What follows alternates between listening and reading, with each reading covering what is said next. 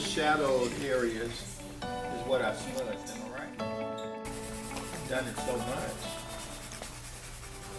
It's a piece of cake.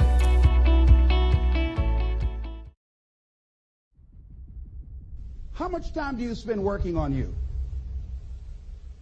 How much time do you spend every day working on your dream? In the last 90 days, how many books have you read? In the last year, what new skill or knowledge have you acquired? What kind of investment have you made in you? Keep your agreements. Keep your agreements that you make. And establish a network of people who will also do that. You got to have an insatiable appetite for success, all right, for knowledge. You got to want it as bad as you want to breathe. You got to believe. Believe in what? Believe in yourself. Believe in your dreams. Are you hearing what I'm saying? Listen to me. I challenge you. Why do I challenge? Because I know you can. Yo, listen to me. Some of you, you're not even in the game. Can you do me a favor? Get in the game. You could be great if you just showed up. Get in the game. You want to be great. You want to do great things. You want to have greatness. You want to be great.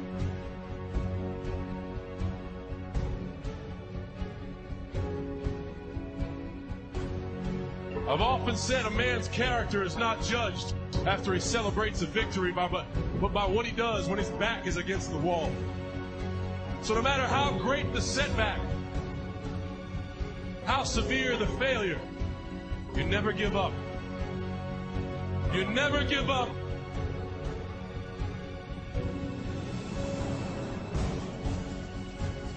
It's possible for you to live your dream.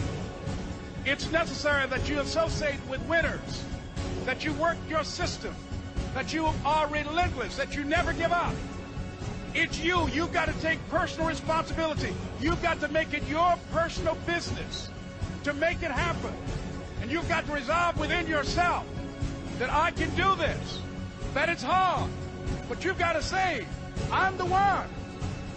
I'm the one to make this happen.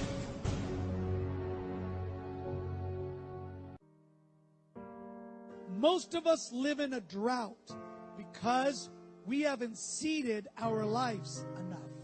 We have been raised in a culture, you've been raised in a family, you've been raised in a neighborhood. Most of our families struggle, fights, relationships, division. Everyone's mad at each other. No one's getting along. And if they do, it's plastic, it's fake. Why is that? It's because we still haven't allowed heaven to fill our earth. Most of us turn to drugs. It isn't always a medical drug or even an illicit drug, but rather it's the drug of food. It's the drug of distraction. It's the drug of alcohol or cigarettes or something. You gotta have a deeper meaning for your life than, oh, I'm on that grindstone again, or I'm on that treadmill. No wonder most people in life turn to alcohol or drugs or television. And even then they can't find something to entertain themselves. Even then they don't sense any fulfillment, because distraction does not create a life of significance. Distraction does not create joy. Distraction will not give you what you're seeking. Drugs will not change your life for the better. Right? What they'll do is hurt you. They'll create pain. And there are all kinds of drugs.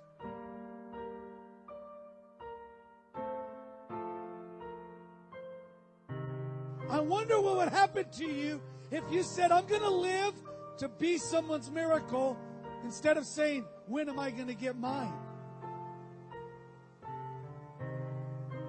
Yo, what's going to happen to me, bro? I ain't doing nothing for no one until I get mine. And God says, really? Well, in heaven, it doesn't work like that. If you want what heaven has, then you've got to think like heaven thinks. This is how we start changing nations. This is how we start changing people's worlds.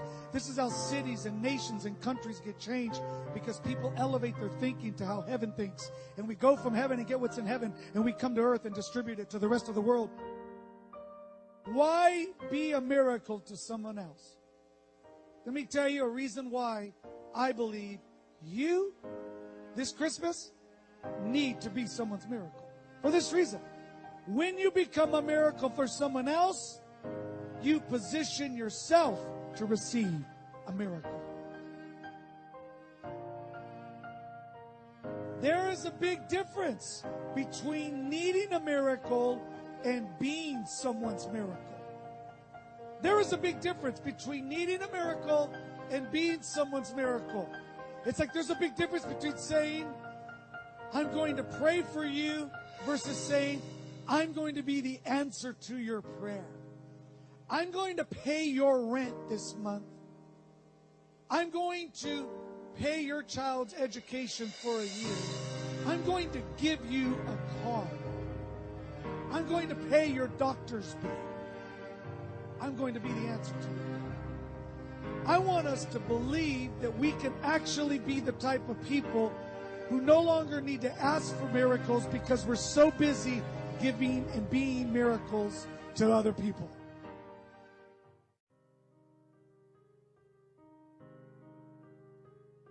I want you to consider perhaps is the reason that you were born was so that you could be a miracle to someone else. I want to ask you to consider this in your thinking today. Maybe the reason why you're here is so that you could be someone else's miracle. Jesus said it's more blessed to give than to receive. So the person that gives is more blessed as the person that receives. The person that gives miracles out is more blessed than the person that receives miracles. How many of you know that we don't think that way? How many of you know you and I have been engineered to always say, I need a miracle, I need a miracle, I need a miracle. How many of you know he's a miracle worker?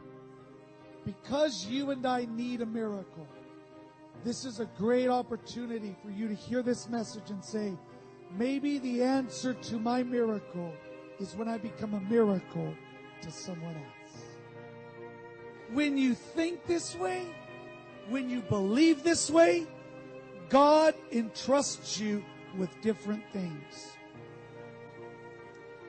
God can entrust you with different things. Your generosity releases the miracle of change in someone else. Your forgiveness releases the miracle of healing. Most physical issues in our body are due to the lack of forgiveness in our life. Somebody just won't call someone and say, hey, you know what? It doesn't matter who was right. I want to release you because I want my miracle. How many of you want to live that way? That is when heaven comes to earth. You see that in heaven there is no need for a miracle. But heaven gives out miracles all the time.